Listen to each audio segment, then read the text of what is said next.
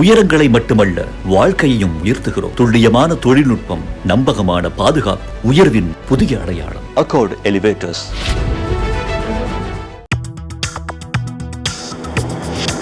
Delivering smiles all around the professional careers. Reach us to reach them. எல்லா வானிலை மாற்றங்களுக்கும் பெஸ்டா இருக்கும் இந்த ரூபிலெக்ஸ் பெயிண்ட்ஸ். ஏற்கனவே இவருடைய தந்தை கமினி அவருடைய மரணத்தப்போ இவனுடைய கிரீவியன்ஸ் வேற மாதிரி இருந்துச்சு. இவங்க ரொம்ப நாள் வெயிட் பண்ணாங்க அதுக்கு. இப்போ இவருக்கும் அமெரிக்காவில் காயம் நேர்ந்திருக்கு. வேற ஏதாவது ஒரு அசம்பாவிதம் நடந்துச்சு அப்படின்னா இப்போ ஈரான் எப்படி ரெஸ்பாண்ட் பண்ணுவாங்க? முஸ்தபா காமேனியை பொறுத்தவரை மார்ச் 3ஆம் தேதி ஒரு தாக்குதல் நடக்குது. அதில் அவர் தாக்கப்பட்டார் அப்படின்ற சம்பவத்திலிருந்தே அவரை பற்றியான வதந்திகள் தொடர்ந்து வந்துகிட்டே இருக்குது. சமீப காலமாக குறிப்பாக இஸ்ரேலிய ஊடகங்கள் அவர் இறந்து விட்டார், ஈரானில் ஒரு அதிகார போட்டி நடக்குது அப்படின்றத அவங்க தொடர்ந்து வெளியிட்டு இருக்காங்க. ஆனால் ஈரானுடைய அரசு ஊடகங்கள் அரசு தரப்பிலிருந்து இதை மறுக்கிறார்கள். ட்ரம்பை பொறுத்த வரைக்கும் ஒரு முறை என்ன சொன்னாருன்னா, அவர் 90% முடிந்து விட்டார், காயமடைந்தார்ன்ற வரைக்கும் பெரும்பாலும் உறுதிப்படுத்தலாம். ஒரு கால் அவர் செயல்பட முடியாத நிலைமையில இருக்கிறாருன்னு வச்சுக்குவோம். அதை அறிவிக்காமல் இருப்பதற்கும் வாய்ப்பு இருக்கு. இன்ன வரைக்கும் அவரை யாராவது ஒருத்தர் பார்த்துட்டு வெளி உலகத்துக்கு பேசிட்டாருன்னு ஒரு தகவல் வந்திருக்கா அப்படின்னா வரல. ஆகாயம் நேயர்களுக்கு வணக்கம். ஈரானில் தொடர்ந்து நடந்துட்டு இருக்கக்கூடிய சம்பவங்கள் நம்ம பேசிகிட்டு இருக்கிறோம் நம்மளுடைய ஆகாயம் தமிழில். அதில் பார்த்தீங்க அப்படின்னா அயத்துல்லா அலி கமேனி அவர்களுடைய மரணம், அதை பற்றி நம்ம வீடியோ பேசியிருந்தோம். இப்போ அவருடைய மகன் முஸ்தபா கமேனியோட உடல்நிலையுமே சீரியஸாக இருக்குது அப்படின்ற செய்திகள் பல்வேறு சர்வதேச செய்தித்தளங்களில் வருது. உண்மையாக என்ன நடக்குது, அவர் கவலைக்கிடமாக இருக்காரா, எதனால் அந்த செய்திகள் வருதுன்றதை பேச போகிறோம். நம்ம கூட சமூக செயற்பாடாளர் திரு நாதன் அவர்கள் இருக்காங்க. வணக்கம் சார். வணக்கம். பல நாட்களாக அவருடைய உடம்பு வச்சுருந்து அயத்துல்லா அலி கமேனியினுடைய உடம்பை ஒரு பீரியட் வந்த உடனே தான் அவங்க அந்த இறுதி மரியாதையை செலுத்துகிறாங்க. அவ்வளோ ஒரு டைம் எடுத்துக்கிட்டாங்க. அது பின்னாடி பல பொலிட்டிக்கல் ரீசன்ஸும் இருந்துச்சு. இப்போ அவருடைய மகனுக்கும் உடல்நிலை மோசமாக இருக்குது அப்படின்னு சொல்கிறாங்க. அவர் தான் இப்போ தலைமையில் இருக்கார். உண்மையாக அப்படி ஒரு சுச்சுவேஷன் இருக்கா, இல்லை பல உலகத் தலைவர்கள் ஒரு டிகாய் டெக்னிக் யூஸ் பண்ணுற மாதிரி பண்ணுறாங்களா? முஸ்தபா காமேனியை பொறுத்தவரை மார்ச் 3ஆம் தேதி ஒரு தாக்குதல் நடக்குது. அதில் அவர் தாக்கப்பட்டார் அப்படின்ற சம்பவத்திலிருந்தே அவரை பற்றியான வதந்திகள் தொடர்ந்து வந்துக்கிட்டே இருக்குது. சமீப காலமாக குறிப்பாக இஸ்ரேலிய ஊடகங்கள் அவங்களுடைய உளவுத்துறை தகவல்களை எல்லாம் கோட் பண்ணி அவர் இறந்து விட்டார், ஈரானில் ஒரு அதிகார போட்டி நடக்குது அப்படின்றத அவங்க தொடர்ந்து வெளியிட்டு இருக்காங்க. ஜெருசலேம் போஸ்ட்டு, மற்ற அவங்கள சார்ந்து இருக்கக்கூடிய இஸ்ரேல் ஊடகங்கள் எல்லாமே தொடர்ந்து வெளியிட்டு இருக்கிறாங்க. ஆனால் ஈரானுடைய அரசு ஊடகங்கள் அரசு தரப்பிலிருந்து இதை மறுக்கிறார்கள். அவர் இந்த மார்ச் 3ஆம் தேதி தாக்குதல் நடந்ததை கூட அவர்கள் இதுவரைக்கும் ஏற்றுக்கொள்ளவில்லை அல்லது உறுதி செய்யவில்லை. அவர் பாதுகாப்பு காரணங்களால் தலைமறைவாக பாதுகாப்பான இடத்துல இருக்கிறார், அங்கே இருந்து கொண்டே முழு வீச்சில் செயல்படுகிறார், அறிக்கை வாயிலாக மக்களை சந்திச்சிட்ருக்கிறார், அவருக்கு எந்த பிரச்சனையும் இல்லை. தொடர்ந்து ஈரானுடைய அரசியல் முடிவுகள், கொள்கை முடிவுகளில் ஆக்டிவாக அவர் இருக்கிறாரு அப்படின்றத ஈரானிய அரசு ஊடகங்கள் அரசு தரப்பு தொடர்ந்து சொல்லிகிட்ருக்கிறாங்க. ட்ரம்பை பொறுத்த வரைக்கும் ஒரு முறை என்ன சொன்னாருன்னா, அவர் 90% முடிந்து விட்டார், கிட்டத்தட்ட 10% தான் அவர் உயிர் பிழைத்திருக்க வாய்ப்பு இருக்குது அப்படின்றத ட்ரம்ப் ஒரு முறை சொல்லியிருக்கிறாரு. ஓகே, இதுதான் இதை பற்றிய உடனடியான ஒரு பின்னணி தகவல். இப்போ ரெண்டு தரப்பையும் யோசிச்சு பார்ப்போமே. பிப்ரவரி 28ஆம் தேதி அயத்துல்லா காமேனியை கொல்லப்படுகிறார். ஐஆர்சியினுடைய தளபதிகள் எல்லாருமே, உளவுத்துறை அமைச்சர் எல்லாரும், முக்கியமானவங்க எல்லாமே கொல்லப்படுறாங்க. அப்போ அமெரிக்கா இஸ்ரேல் ரெண்டுனுடைய விமானப்படை ஒரு டே டைமில் அவங்க எதிர்பார்க்காத சமயத்தில் அவங்களுடைய ஹெட் குவார்ட்டர்ஸை நேரடியாக தாக்குறாங்க. கிட்டத்தட்ட ஒரு 30 பங்கர் பஸ்டர், அப்புறம் ஒரு குறிப்பிட்ட வகை ஏவுகணை மூலமாக அந்த இடத்தையே சுக்குநூறாக்குறாங்க. இப்படி தான் அவர்கள் பட்டார்கள். இதுக்கு பிறகு யாரை சுப்ரீம் லீடராக தேர்வு செய்கிறது? ஈரானை பொறுத்தவரை ஒரு மதம் மற்றும் ஜனநாயகம், இது மதகுருமார்கள் ஜனநாயக அமைப்புகள் ரெண்டும் கலந்த ஒரு அரசமைப்பு தான் அங்கே இருக்குது. ஒரு ஷியா நம்பிக்கை உள்ள நாடு தான் அங்கே பெரும்பான்மை. மற்ற இனக்குழுக்களும் இருக்கிறாங்க, ஓகே, அவங்கெல்லாம் சிறுபான்மை.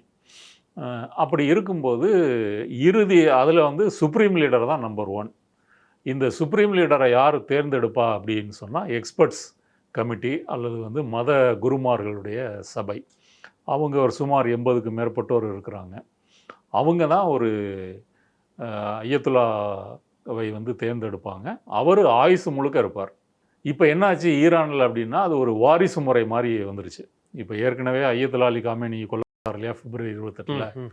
இப்போ அவருடைய மகன் அப்படின்ற முறையில் வாரிசு முறை மாதிரி வந்துருச்சு.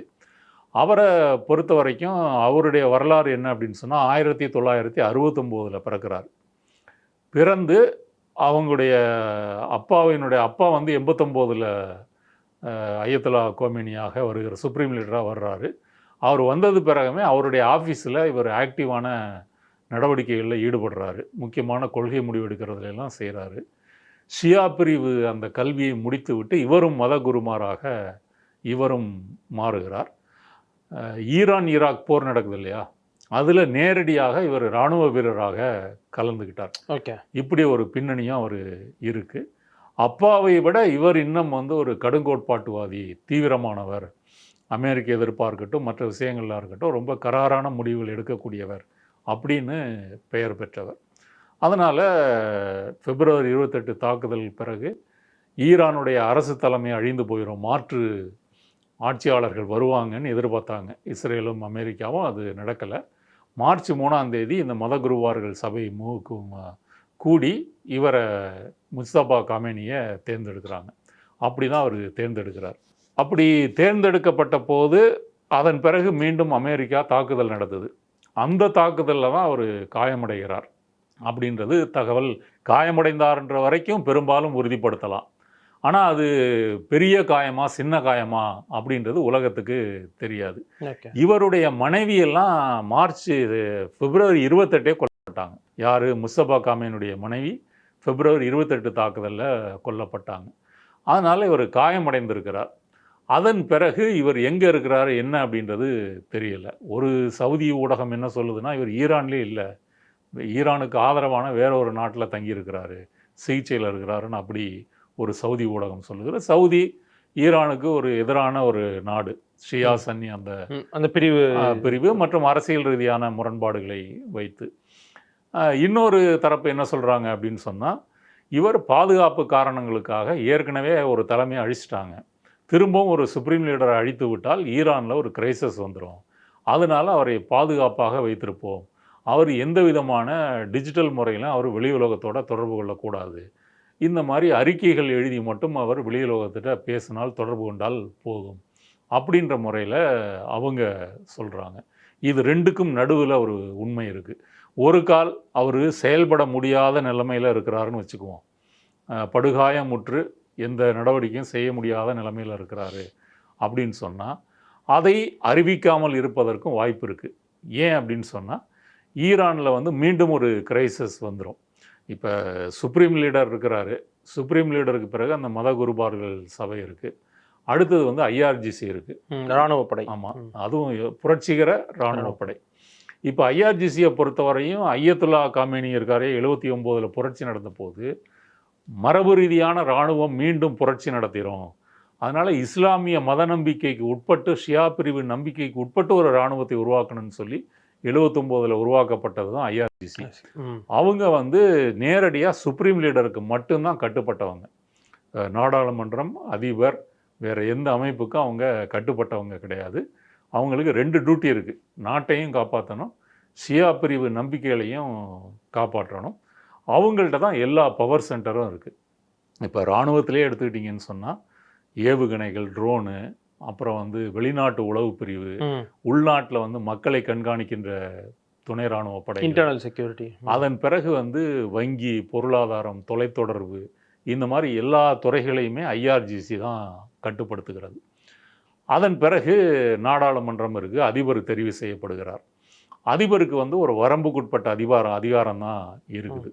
இறுதியான முடிவுகளை சுப்ரீம் லீடர் தான் எடுப்பார். ஒரு பாரதூரமான வெளியுறவு கொள்கை, பாரதூரமான உள்நாட்டு கொள்கை, இதை வந்து சுப்ரீம் லீடர் தான் தெரிவு செய்வார். இப்படி மத கோட்பாடுகளும் ஜனநாயகமும் ஒரு கலந்த அரசமைப்பாகத்தான் அது இருக்கிறது. அப்படி இருக்கும்போது முஸ்தபா காமேனிக்கு ஒரு பிரச்சனை, நெருக்கடி அப்படின்னு சொன்னால் ஈரானுக்கு ஒரு பிரச்சனை. ஏன் அப்படின்னு சொன்னால் 2 சுப்ரீம் லீடர் அடுத்தடுத்து முடக்கப்படுறாங்க அல்லது முடக்கப்பட்டாங்க. அடுத்தது வந்து அதிகார போட்டி வரும். அடுத்தது யாரை தெரிவு செய்கிறது. தெரிவு செய்கிறதுல என்ன போட்டி ஐஆர்ஜிசி கொஞ்சம் அக்ரெசிவாக இருக்கும். ஓகே, இதுக்கு வந்து நம்ம ஏதாவது செய்யணும் அப்படின்ற முறையில் அவங்க தீவிரமாக இருப்பாங்க. அதுலேயே மிதவாதிகள் இருப்பாங்க. அவங்களுக்கு இவங்களுக்குமான முரண்பாடு இருக்கும். ஸோ இந்த சுடான் மாதிரியான நாடுகளில் நடக்கிற மாதிரி ஆர்மிக்கும் உள்ள ஆள்றவங்களுக்கும் இல்லை துணை ராணுவத்துக்கும் அப்படி ஒரு சண்டை வர்றதுக்கான சூழல் வந்துடும். அப்படி ஒரு சண்டை வந்துடுறாது. ஆனால் ஒரு மேல் மட்டத்தில் ஒரு அதிகார போட்டி என்பது கண்டிப்பாக இருக்கும்.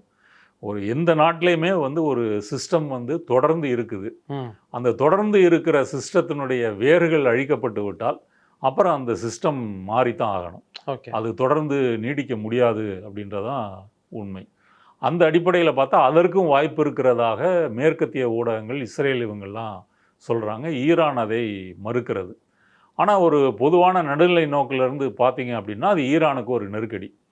அப்போ என்ன செய்வாங்க அப்படின்னு யூகிக்க முடியுது அப்படின்னு சொன்னால், ஏற்கனவே ஒரு வெளிநாட்டு தாக்குதலில் ஈரான் பாதிக்கப்பட்டிருக்குது.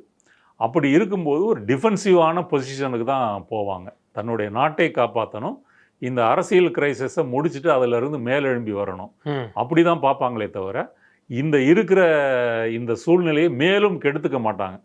அதனால் அப்படிப்பட்ட ஒரு நெருக்கடி வருவதற்கான வாய்ப்பு இல்லை. ஏதோ ஒரு காம்ப்ரமைஸ் பண்ணி ஒரு செட்டில்மெண்ட்டுக்கு வருவதற்கான வாய்ப்பு இருக்கிறது. ஆனால் சார், இப்போ இங்கே இந்த அவங்க ரிப்போர்ட் பண்ணக்கூடிய தலைவர் இல்லை அப்படின்னா ஆட்டோமேட்டிக்காக ராணுவம் டேக் ஓவர் பண்ணுறதுக்கு முயற்சி பண்ண மாட்டாங்களா? ஈரானை பொறுத்த வரைக்கும் என்ன, அந்த அதிகார கட்டமைப்பு எப்படி இருக்குது அப்படின்னு சொன்னால், அவர் இல்லைன்னா அடுத்த ஒரு இல்லைன்னா அதுக்கு அடுத்தது இப்படின்ற மாதிரி லீடரை ரெடி பண்ணிடுவாங்க. ஆமாம், லீடரையும் ரெடி பண்ணுவாங்க. நீங்கள் இப்போ ஐஆர்ஜிசிக்கே ஒரு சென்ட்ரல் கமாண்டு இருக்குது. இப்போ அந்த சென்ட்ரல் கமாண்டு அழிக்கப்பட்டு விட்டது, February 28 அழிக்கப்பட்டு விட்டது. ஆனால் ஐஆர்ஜிசி அழிக்கப்படலை. ஓகே, மத்திய தலைமை அழிக்கப்பட்டு விட்டால் இது அழிஞ்சிடணும்ல. ஏன் அழிக்கப்படலைன்னா, ஈரான் ஈராக் போர், அதே போல் அமெரிக்கா ஈராக் மேலே தொடுத்த போர், இதையெல்லாம் பார்த்து விட்டு இப்போ ஈராக்கில் வந்து ஒரு எலைட் ஃபோர்ஸ் வச்சுருந்தார், ரிப்பப்ளிக்கன் ஆர்மின்னு நினைக்கிறேன். அந்த மாதிரிலாம் வச்சுருந்தாங்க. ஆனால் ஈராக்கினுடைய தளபதிகள்லாம் முடித்த பிறகு அந்த ஈராக் இராணுவம் என்பது சிதறண்டு போய்விட்டது. இந்த அனுபவத்தில் அவங்க கற்றுக்கிட்டு என்ன செய்கிறாங்கன்னா, தலைமை அழிக்கப்பட்டால் அதுக்கு 7 ஆல்டர்னேட்டிவ் இருப்பாங்க. ஓகே, அதே போல் வந்து ஒரு மாவட்ட அளவில் ஐஆர்ஜிசிக்கு ஒரு தலைமை இருக்கும். அவங்களுக்கு என்று தனி ஆயுதங்கள் இருக்கும். அதை வைத்துக்கொண்டு நீங்கள் இண்டிபெண்ட்டாக அட்டாக் பண்ணலாம். ஸ்டேட் லெவலில் கூட இண்டிபெண்ட்டாக அவங்க அட்டாக் பண்ணலாம். உங்களுக்கு மேலிருந்து கட்டளை வராத போது நீங்கள் சுயேட்சையாக முடிவெடுத்து அடிக்க முடியும். இந்த சிஸ்டத்தினால தான் February 28 தாக்குதல் ஈரானுடைய அரசியல் தலைமையை அழிக்க முடியவில்லை. அதனால் அந்த பிரச்சனை இல்லை. அது வந்து எல்லா சிஸ்டமும் அதன்படி செயல்பட்டுக்கிட்டு இருக்கும். அது வந்து ஈரானுக்கு ஒரு சேஃபான ஒரு இடம். ஒரு கால் முஸ்தபா காமேனியை ஒரு நெருக்கடியில் இருக்கிறார் அப்படின்னு சொன்னால் கூட இந்த சிஸ்டம் ஈரானை காப்பாற்றுவதற்கு நிறையவே வாய்ப்பு இருக்குது. அதனால் இஸ்ரேல் அமெரிக்கா கருதுவது போல் ஒரு மிகப்பெரிய நெருக்கடி, ஒரு ஆட்சி மாற்றம் நான் சொல்கிறது வந்து இருக்கிற சிஸ்டத்தை அழித்து விட்டு ஒரு அமெரிக்க ஆதரவு பெற்ற அரசாங்கம் அப்படின்ற முறையில் நடப்பதற்கான வாய்ப்பு ரொம்ப ரொம்ப குறைவு. ஓகே, அதனால் இதை வந்து நம்ம பொறுத்திருந்து தான் பார்க்கணும். வெனிசுலா மாதிரி ஆகாது, கண்டிப்பாக ஆகாது. ஏன் ஆகாது அப்படின்னு சொன்னால், இப்போ நீங்கள் இந்த போரையே எடுத்துங்களேன். அமெரிக்கா வந்து விமானப்படை, அதிநவீன ஏவுகணைகள், இதை வைத்துக்கொண்டு ஈரானை தாக்குது, இஸ்ரேலும் தாக்குது. இவங்க காஸ்ட்லியான வெப்பன்ஸை யூஸ் பண்ணி அட்டாக் பண்ணுறாங்க. ஆனால் ஈரானுக்கு வந்து இதற்கு சமமான படைபலம் இருக்குதா, இதே மாதிரி கப்பற்படை விமானப்படை இருக்குதா அப்படின்னா இல்லை. அவங்க மலிவான ஏவுகணைகள், ட்ரோன்ஸு, கடல் கன்னிவெடிகள், இதை வைத்துக்கொண்டு ஒரு அசமெட்ரிக்கல் வார்ஃபேரை வந்து அவங்க நடத்துகிறாங்க. அப்போ ஒரு காஸ்ட்லியான ஒரு மலிவான போர் தளவாடங்களை கொண்டு எதிர்க்கிறாங்க. இந்த போரில் அமெரிக்கா ஜெயிக்க முடியலை. அங்கேருந்து ஒரு ட்ரோன் வருது, ஒரு $10,000 ட்ரோன் வருது அப்படின்னு சொன்னால் $1 மில்லியன் கணக்கிலான பேட்ரியாட் ஏவுகணையை வைத்து நீங்கள் தடுக்க வேண்டியிருக்குது. இப்போ அமெரிக்காவினுடைய இன்வென்ட்ரியெல்லாம் போய் ஆராய்ஞ்சு பார்த்தா இருக்கிறதுல மொத்தமாக காலி பண்ணிட்டாங்க. அப்படி சொல்லக்கூடாது, ட்ரம்ப் சொல்லியிருக்காரு. ஆமாம், ஆனால் அமெரிக்க ஊடகங்களே அதை சொல்லுது. திரும்ப அதெல்லாம் உற்பத்தி பண்ணுறதுக்கு சில வருடங்கள் ஆகும். இப்போ இதை முடிச்சுட்டு இன்னொரு நாள், இப்போ உக்ரைன் கதறுது, எங்களுக்கு ஏர் டிஃபென்ஸ் சிஸ்டம் வந்து வரலை அப்படின்னு சொல்லி. அடுத்தது ஈரானுடைய அந்த எல்லைப்புறம் ஃபுல்லாக வந்து மலைப்பாங்கான ஒரு இடப்பகுதி, அதில் வந்து பங்கர் வெட்டி அதில் தான் சோதனை மையம் அணு சக்தி நிலையங்களும் இருக்குது.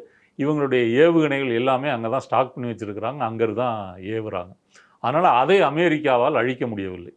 நீங்கள் ஒரு மலையே தகர்க்கக்கூடிய அளவுக்கெல்லாம் இல்லை, வெடிமருந்து இல்லை. அப்போ அப்படி இருக்கும்போது அதையெல்லாம் ஈரானால் தக்க வைத்து கொள்ள முடியுது. அடுத்தது ஹோர்முஸ் வந்து ஈரானுடைய கண்ட்ரோலில் இருக்குது. இப்போ திரும்ப அமெரிக்காவுக்கும் ஈரானுக்கும் சண்டை வந்துச்சு இல்லையா? அது நடந்த பிறகு ஒரு வாரமாக பேச்சுவார்த்தை தீவிரமாக போயிட்டுருக்கு. 2 புறமும் அட்டாக் இல்லை. ஈரானும் வளைகுடா நாடுகளை தாக்கலை, அமெரிக்காவும் தாக்கலை. ட்ரம்ப் என்ன சொல்கிறாரு, ஈரானே எங்களுடைய பேச்சுவார்த்தைக்கு வந்துச்சு, சில நாட்கள்லேயே ஹோர்முஸ் நீரிணையை திறந்துருவோம், கடல் பாதையை திறந்துருவோம் அப்படின்னு சொன்னார். ஈரான் அதை மறுத்துருக்குது. அமெரிக்காலாம் வந்து நாங்கள் யாரும் பேச்சுவார்த்தை நடத்தலை, நாங்கள் போகலை, நாங்கள் ஓமன் கூட பேசிகிட்டு இருக்கோம் அப்படின்னு சொன்னாங்க. இப்போ அந்த பேச்சுவார்த்தையில் இப்போதைக்கு என்ன பிரச்சனைன்னா, ஈரான் வந்து அதில் வந்து நாங்கள் வந்து டோல் வசூல் பண்ணுவோம், எங்களுடைய பாதுகாப்பு, அப்புறம் கூட்டு போகிற செலவு, என்விரான்மெண்டல், இதுக்காக நாங்கள் வந்து ஒரு டோல் வசூல் பண்ணுவோம், இதை ஒத்துக்கிட்டா திறப்போம் அப்படின்னு ஈரான் சொல்லுது. இது எதுக்கு ஈரான் தொடர்ந்து வலியுறுத்துகிறதுனா, இது ஒன்று தான் அவங்கள்ட்ட இருக்கக்கூடிய ஒரே ஒரு ட்ரம்ப் கார்டு. இந்த கார்டை இழந்துட்டாங்கன்னா ஈரான்கிட்ட வேறு அரசியல் ரீதியான இராணுவ ரீதியான ஆயுதங்கள் எதுவும் இல்லை.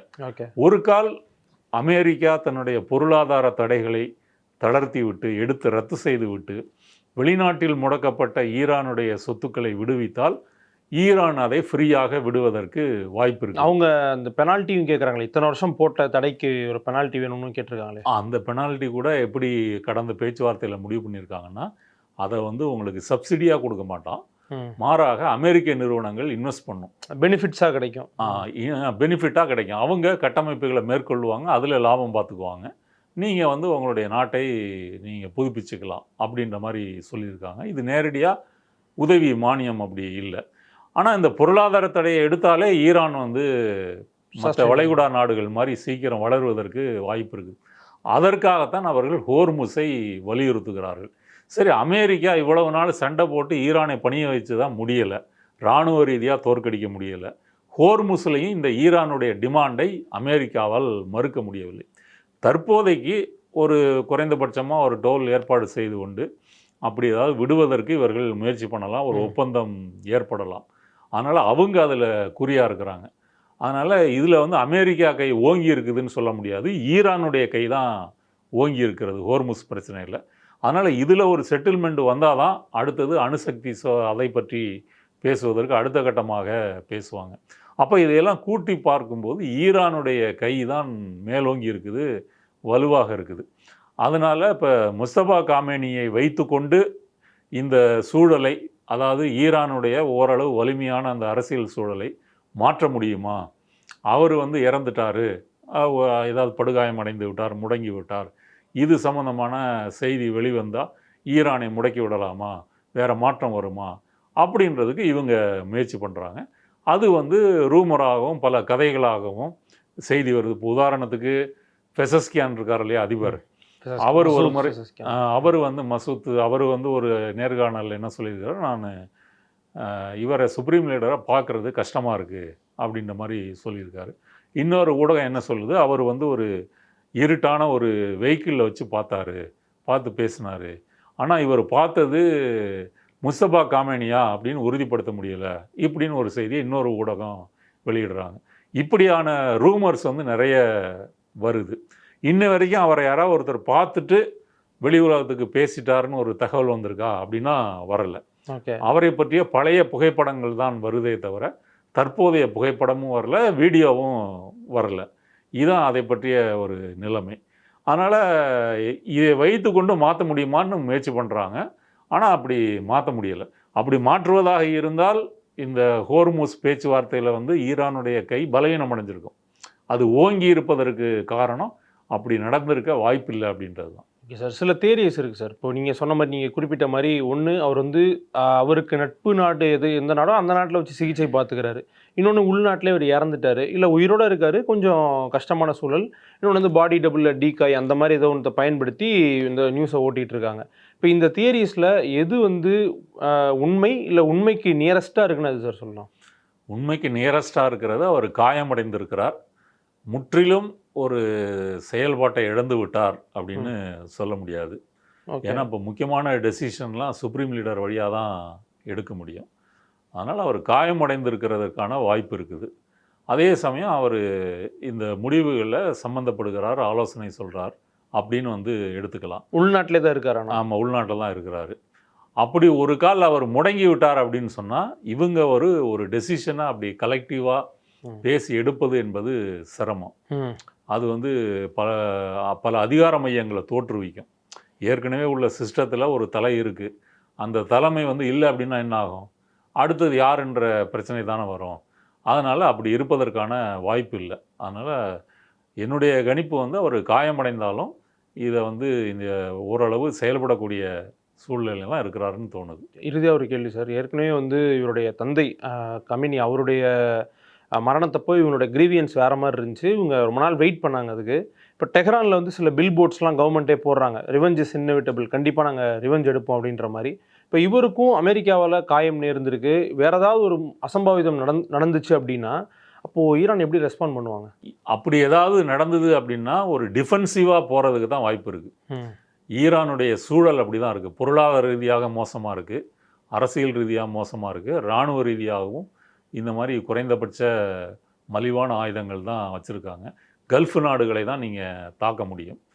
அப்படி இருக்கும்போது ஒரு தற்காப்பு நடவடிக்கைகளெல்லாம் ஈடுபட முடியுமே தவிர ஒரு பாரதூரமான ஒரு தாக்குதல் நடவடிக்கையை ஈரானால் வந்து எடுக்க முடியாது. ஆனால் ஒரு நீண்ட கால நோக்கில் செய்வாங்க.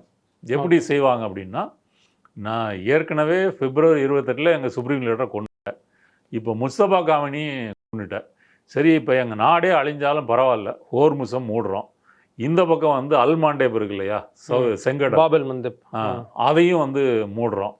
அடுத்தது வந்து இவங்களுடைய ஆதரவு குழுக்கள் இருக்கு இல்லையா, ஈராக்கு ஷியா ஆதரவு குழுக்கள், ஹிஸ்புல்லா, ஹவுதீஸு, இவங்களை வைத்து கொண்டு நாங்கள் தொடர்ந்து அடிப்போம்.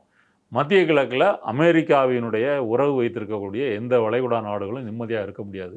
அமெரிக்க இராணுவம் இங்கேருந்து போகிற வரைக்கும் நாங்கள் தொடுப்போம். இந்த மாதிரி அவங்க வந்து செய்ய முடியும். அமெரிக்காவுக்கு சிக்கலே இதுதான். ஓகே. இப்போ நேரடியாக அவர்கள் வந்து விமானப்படை வச்சு கப்பற்படை வச்சு தாக்கினா அமெரிக்கா ஜெயிச்சிரும். இந்த மாதிரியான ஒரு போர் முறை இல்லை அவங்க ஈடுபடும் போது அதை அமெரிக்காவால் வெல்ல முடியவில்லை. அப்படி பழிவாங்குவதற்கு முயற்சிப்பாங்க. ஆனால் அப்படி பழிவாங்குவதற்கு கூட உங்களுடைய நாடு, பொருளாதாரம், மக்களுடைய நிலைமை இதெல்லாம் வந்து பொருத்தமாக இருக்கணும். அதனால் எவ்வளவு தூரம் அதை நீங்கள் வந்து இழுத்து பிடிக்க முடியும், எவ்வளவு தூரம் அதை தாக்கு பிடிக்க முடியும் அப்படின்றது இருக்குது. எப்படி அமெரிக்காவுக்கு ஆயுதங்கள், ஏவுகணைகள், ஏர் டிஃபென்ஸ் சிஸ்டம் வந்து காலியாகுதோ அதே பிரச்சனை ஈரானும் இருக்குது. ஈரான் தாக்கு பிடிப்பதற்கு காரணம் அது மலிவான ஆயுதங்கள் என்பதனால் அது தாக்கு பிடிச்சு நிற்கிது. அதனால் ரெண்டு பேருக்குமே வந்து பலம் பலவீனம் இருக்குது. ஓவராலாக பார்க்கும்போது அமெரிக்காவால் வெல்ல முடியவில்லை. ஈரானால் இந்த அளவு தாக்குதலை மீறி நீங்கள் நேராக அமெரிக்காவில் போய் அல்ல நியூயார்க்கு, வாஷிங்டனை வந்து தாக்குறதோ அந்த மாதிரியான ஒரு ஏவுகணை பலமெல்லாம் வந்து ஈரான்கிட்ட இல்லை. இப்போ ரஷ்யாட்ட இருக்குது, சைனாட்ட இருக்குது, கண்டம் விட்டு கண்டம். இப்போ ஈரான்கிட்ட இருக்க வந்து அந்த டீகோ கர்சியா அந்த தீவு இருக்கு இல்லையா, அதில் அமெரிக்க இராணுவத்தோடருக்கு ஒன்று விட்டு அடித்தாங்க. அந்த மாதிரி முயற்சிகள்லாம் இருக்குது, இல்லைன்னு சொல்ல முடியாது. கண்டம் விட்டு கண்டம் தாவக்கூடிய ஏவுகணைகள்லாம் கூட முயற்சிகள் இருக்குது. ஆனால் இப்போ போரால் பாதிக்கப்பட்டிருக்கிறதுனால அதையெல்லாம் உடனடியாக நீங்கள் செய்ய முடியாது இல்லையா. அடுத்தது இன்னொன்று ஈரான்கிட்ட இருக்கிற ஒரு துருப்பு சீட்டு என்னென்னா ஆயுதம். இப்போ யுரேனியத்தை வந்து 60% செறிவூட்டிட்டாங்க, என்ரிச்மெண்ட் ஆயிடுச்சு. அதை 90% ஆகிட்டீங்க அப்படின்னா அணு ஆயுதம் நீங்கள் உருவாக்க முடியும். ஆமாம், அதுக்கு மாறிடும். அதனால் அப்படி போயிடக்கூடாது அப்படின்னாலே அமெரிக்கா விட்டு கொடுக்கணும். இந்த முரண்பாட்டை, இந்த மோதலை முஸ்தபா கோமனியை கொண்டு ஒரு நெருக்கடியை வந்து அப்படி உருவாக்குனா அவங்க அப்படி முடிவெடுப்பாங்க அப்படின்றது அமெரிக்காவுக்கு தெரியும். அந்த வகையிலையும் பார்க்கும்போது இவர்கள் விட்டு தான் கொடுத்து தான் ஆகணுமே தவிர அப்படி ஒரு நிலைக்கு போக மாட்டாங்க. Okay sir. தமிழ் ஊடகங்களில் வந்து அவர் ரொம்ப கவலைக்கிடமாக இருக்கார் அப்படின்ற பல செய்திகள் வந்திருக்கும். நீங்கள் உங்களுடைய பாயிண்ட் ஆஃப் வியூவில் என்ன, நீங்கள் என்ன நினைக்கிறீங்க அப்படின்றதெல்லாம் பகிர்ந்துக்கிட்டீங்க. ரொம்ப நன்றி சார். நன்றி.